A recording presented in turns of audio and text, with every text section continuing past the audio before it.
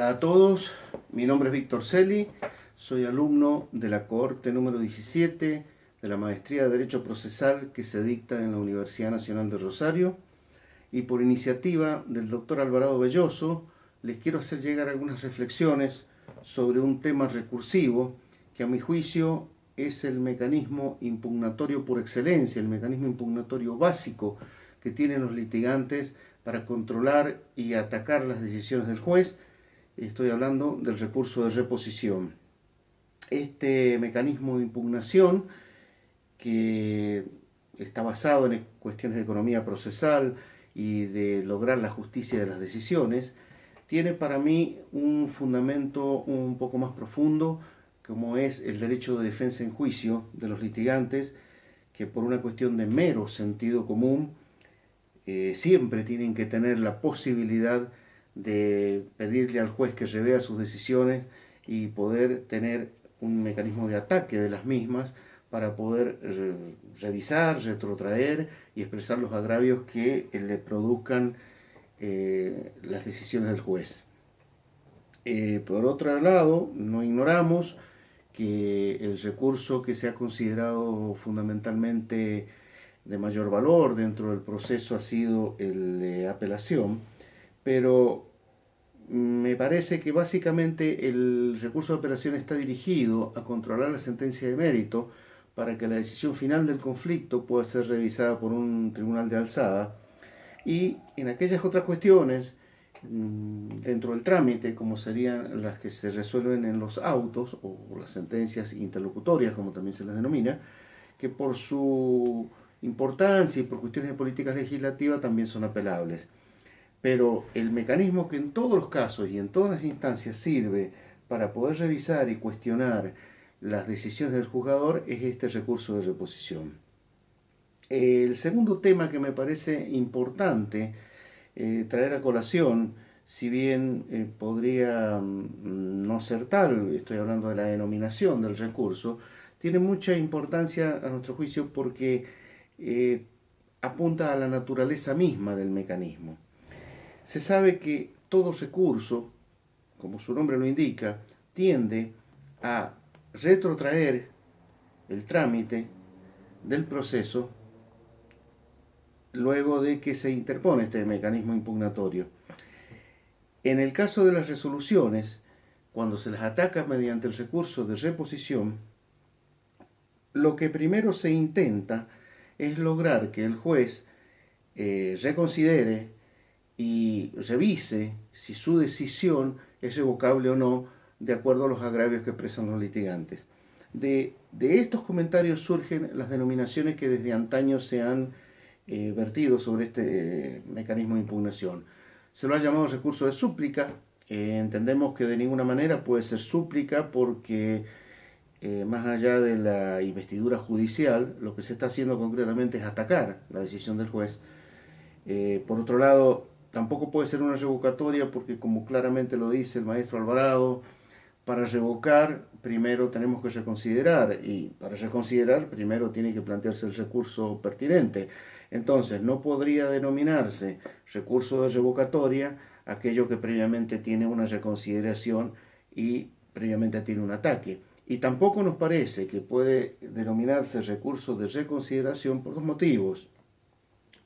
Por un lado, porque la reconsideración en sí misma es una instancia, es la instancia denominada reacertamiento, que es uno de los dos modos en que puede plantearse el recurso de reposición.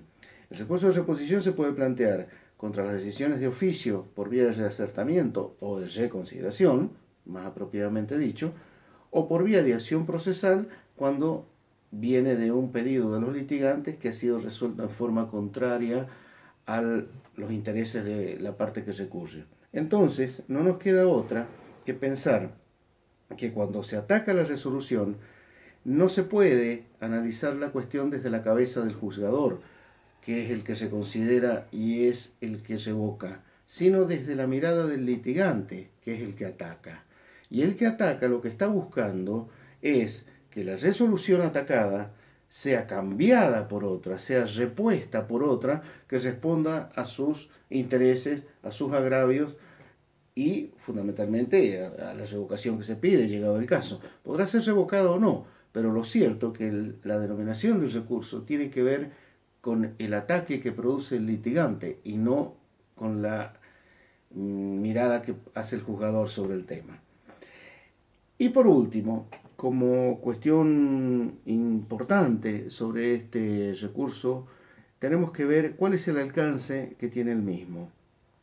Para ello, nada mejor que traer a colación lo que el maestro Podetti interpretaba que eran las resoluciones judiciales. Según Podetti hay tres tipos de resoluciones judiciales: los decretos, los autos y la sentencia.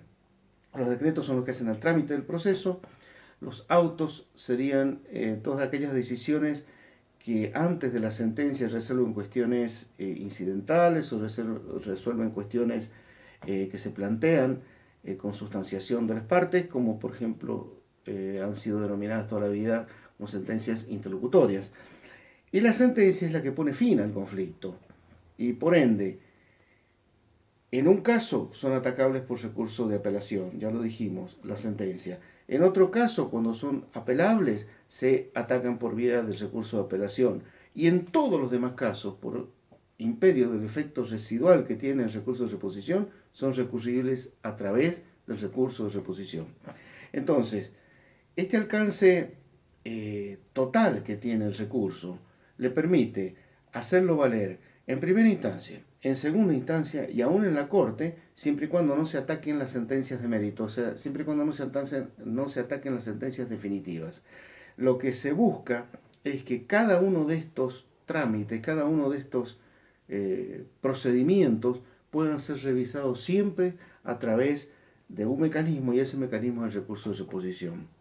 No ignoramos que el recurso más amplio de todos es el recurso de aclaratoria, que puede ser planteado en todas las instancias y contra todo tipo de resolución. Pero, a diferencia del recurso de reposición, no tiene características impugnatorias. En cambio, el recurso de reposición permite plantearlo en primera instancia, plantearlo ante la Cámara, plantearlo en la Corte contra cualquier decreto o cualquier auto que pueda dictarse antes de la sentencia de mérito de cada una de esas instancias. Eso por un lado. Por el otro lado, este mecanismo impugnatorio, a nuestro juicio, puede ser dirigido no solamente cuando se trata de vicios injudicando, sino también cuando se trata de vicios improcedendo. Creemos que cuando se ataca la resolución no tiene importancia alguna el tipo de vicio que pueda tener la resolución. Lo que importa es el mecanismo de ataque, es el objeto. Y en este caso, el objeto del mecanismo de ataque es la resolución. Como acto procesal que es atacable por vía de recursos. Para el resto de los actos procesales se los puede atacar por vía de incidentes de nulidad, pero las resoluciones se atacan por vía de recursos. Entonces, el recurso de reposición, independientemente de que hablemos de vicios injudicando o independientemente de que hablemos de vicios improcedendo, es el instrumento idóneo para cuestionar las decisiones que dentro del trámite vayan dictando el juzgador. Por último, y con esto termino, basado en el derecho de defensa, que a mi juicio tiene este mecanismo de impugnación, existe lo que se llama también el recurso in extremis. El recurso in extremis es, por así decirlo, llevar al grado máximo el efecto residual que tiene el recurso de reposición. Porque hay situaciones en donde no hay ningún otro tipo de alternativa, no hay ningún tipo de planteamiento recursivo previsto en la ley y aparece el recurso de reposición como el mecanismo idóneo para ir a decirle al juez: miren, en este caso se han equivocado, en este caso se han violado mis derechos, y no hay otro elemento que no sea el recurso de reposición. Por ende, es aplicable contra los decretos, contra los autos que no sean declarados expresamente apelables y en algunos casos especiales contra la sentencia, siempre y cuando no esté previsto el recurso de apelación también, por supuesto. Nunca se puede aplicar el recurso de reposición contra las decisiones de la Corte de última instancia, porque equivaldrían al mismo efecto que tiene la sentencia de mérito, con la diferencia que ya no se puede apelar las resoluciones de la Corte. Entonces, visto así, tenemos que este mecanismo impugnativo es el básico, el elemental, el elemento basal que hace la estructura misma del proceso, que es el que le permite cuestionar, atacar y controlar todas las decisiones judiciales independientemente de la instancia de que se trate, independientemente de que estemos ante la Cámara, que estemos ante la Corte o que estemos ante el juez de primera instancia. Muchas gracias.